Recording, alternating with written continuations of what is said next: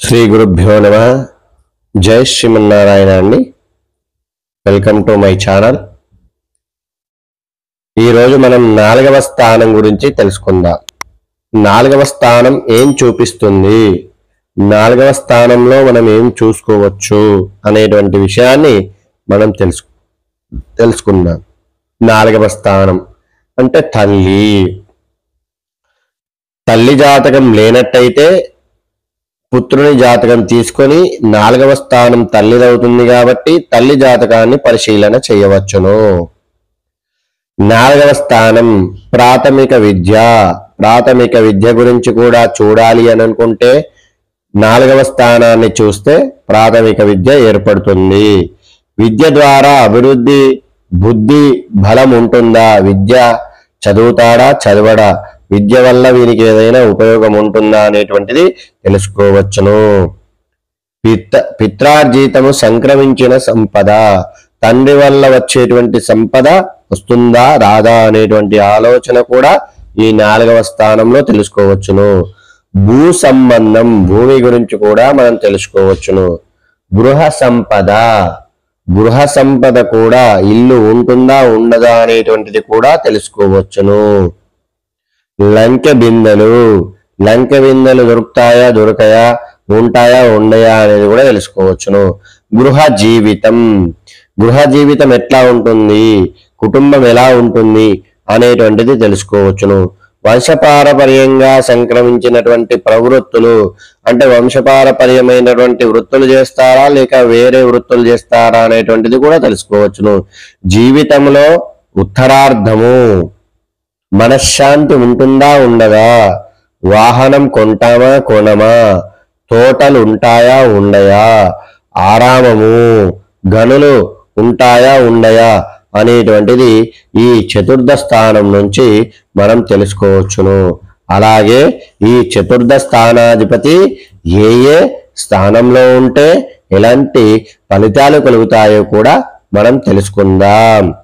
ఇక చతుర్థ స్థానాధిపతి 1వ స్థానంలో అంటే లగ్నంలో గనక చతుర్థ స్థానాధిపతి ఉన్నట్టయితే ధనవంతుడవుతాడు, చతురుడు, శీలవంతుడవుతాడు, స్త్రీల లోలుడు అవుతాడు. అంటే ఆడవారి పైన మోజు అనేటువంటిది ఉంటుంది.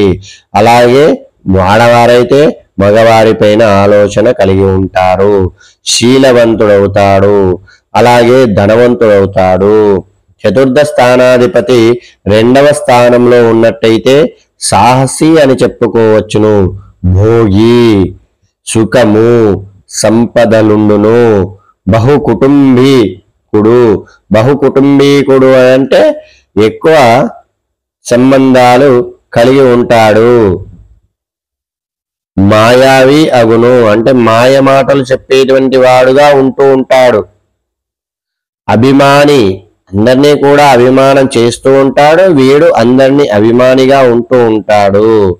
చతుర్థ స్థానాధిపతి 3వ స్థానంలో ఉన్నట్టయితే స్వార్జిత ధనం కలవాడు అంటే తన కష్టార్జితమైనటువంటి ధనం కలిగి ఉంటాడు.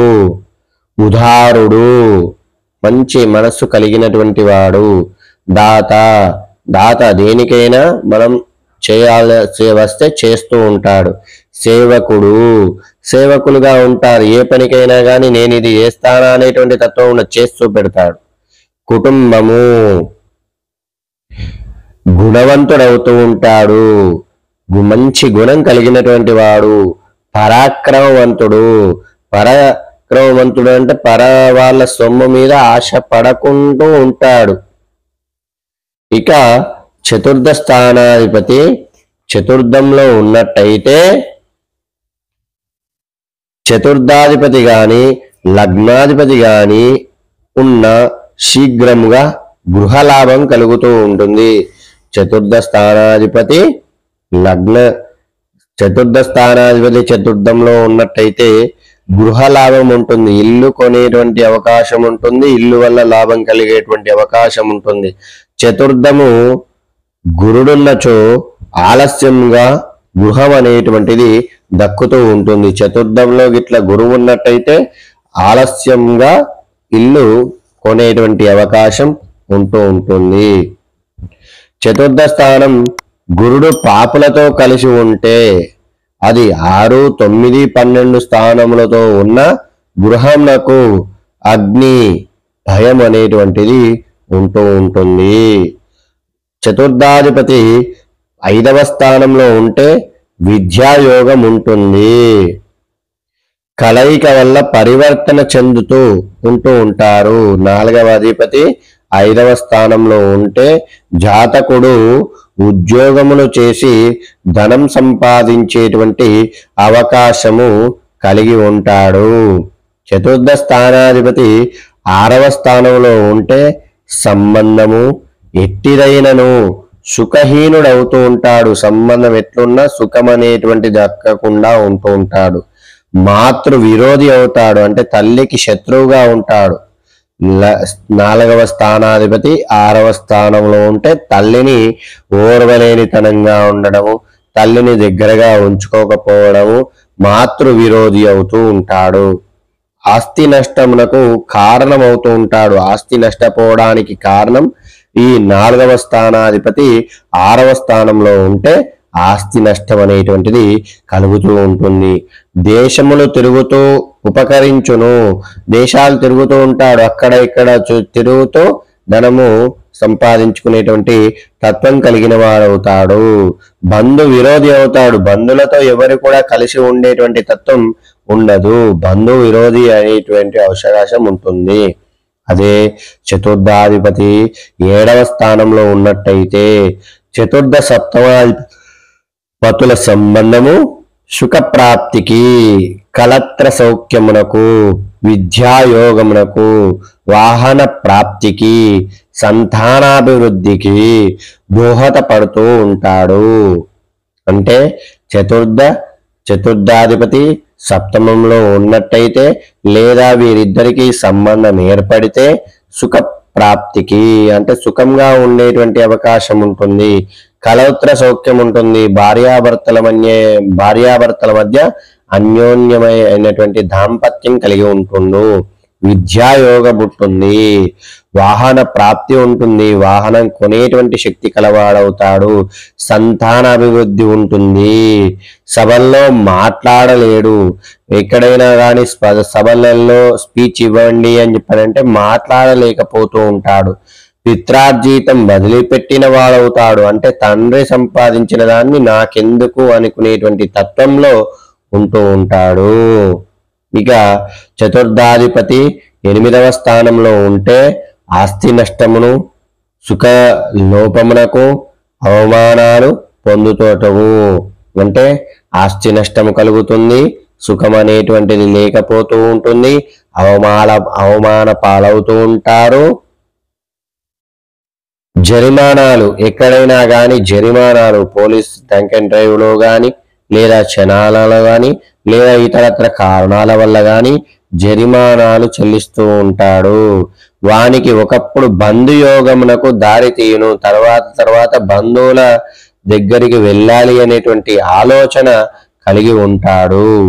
ఇక 4వ స్థానాధిపతి 9వ స్థానంలో ఉన్నట్టయితే సంబంధము, భాగ్యయోగము, సుఖ సంతోషములు, పుణ్యకార్యచరణములు, సంబంధములు బాగానే ఉంటాయి, భాగ్యము బాగానే ఉంటుంది, అనుకున్నటువంటిది అనుకున్నట్టుగా సుఖ సంతోషాలు కలిగి ఉంటారు.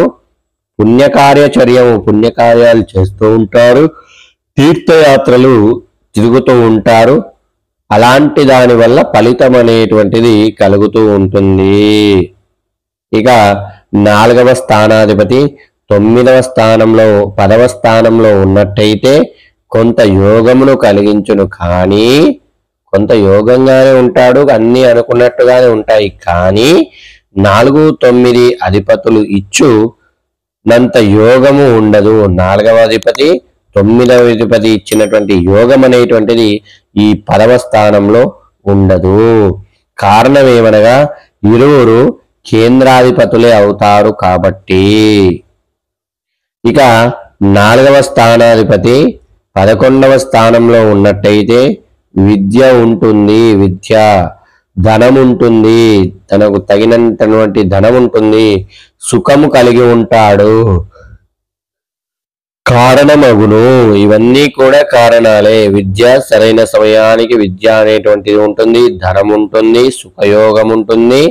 ఇవన్నీ ఈ 4వ స్థానాధిపతి 11వ స్థానంలో ఉంటే, ఒకవేళ 4వ స్థానాధిపతి 12వ స్థానంలో ఉన్నట్టయితే బద్ధకస్తుడవుతాడు. బద్ధకం అనేటువంటిది ఎక్కువగా ఉంటుంది.